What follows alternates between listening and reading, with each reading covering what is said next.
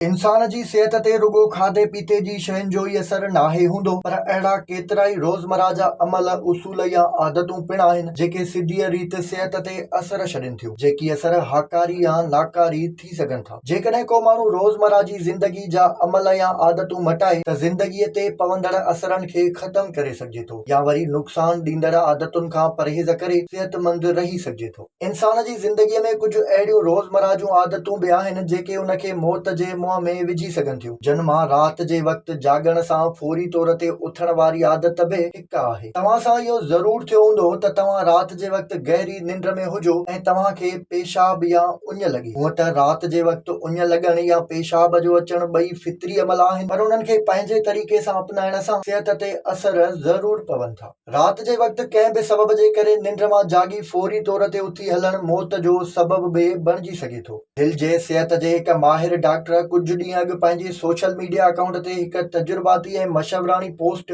Share कई आहे, जंहिंमें हू लिखे थो त मौत राति जो पेशाब या कंहिं बि ॿिए कम लाइ उथंदड़ माण्हुनि जो इंतज़ारु कंदो आहे। माहिर डॉक्टर जो चवणु आहे त जेके माण्हू पेशाब करण, पाणी पीअण या कंहिं बि सबब लाइ राति जो निंड मां फौरी तौर ते उथनि था त उन्हनि जे दिमाग़ ताईं रत जा वहकुरा घटिजी वञनि था। तकिड़े तकिड़े हंध तां उथण सां दिमाग़ ताईं रत जा वहकुरा सही नमूने नाहिनि पचंदा ऐं दिलि बीही वेंदी आहे, जंहिंसां दिलि जो दौरो पइजी सघे थो। जंहिंमां इहो ज़ाहिर थियो त राति जो कंहिं बि सबब जे लाइ निंड मां फौरी तौर ते न उथणु घुर्जे। ईअं बि न आहे त तव्हां राति जे वक़्तु कंहिं बि सबब या इमरजेंसी वारी सूरत हाल में बि उथो ई न या वरी बिस्तर न छॾियो, पर उन लाइ कुझु उसूल आहिनि जिन ते अमल करणु घुर्जे। सिहत जे हिन माहिर जो चवणु आहे त मौत जे ख़तरनि खां बचण लाइ कंहिं बि मक़सद लाइ निंड मां उथण वक़्तु 2-3 मिंटनि वारे फार्मूले ते अमल कयो वञे। निंड मां जाॻण सां तव्हां फौरी तौर ते उथी बीहण या पंहिंजो बिस्तर छॾण बदिरां 1 या 1.5 मिंट ताईं सुम्हियल ई रहो। उन खां पोइ तव्हां सुम्हण वारी हालत मां उथी पंहिंजे बिस्तर या खट ते बि 1 या 1.5 मिंट ताईं वेठल रहो। आख़िर में जेकॾहिं तव्हां कंहिं पलंग या खट ते आहियो त एतिरे ई वक़्त लाइ पंहिंजूं टंगूं लड़काए छॾियो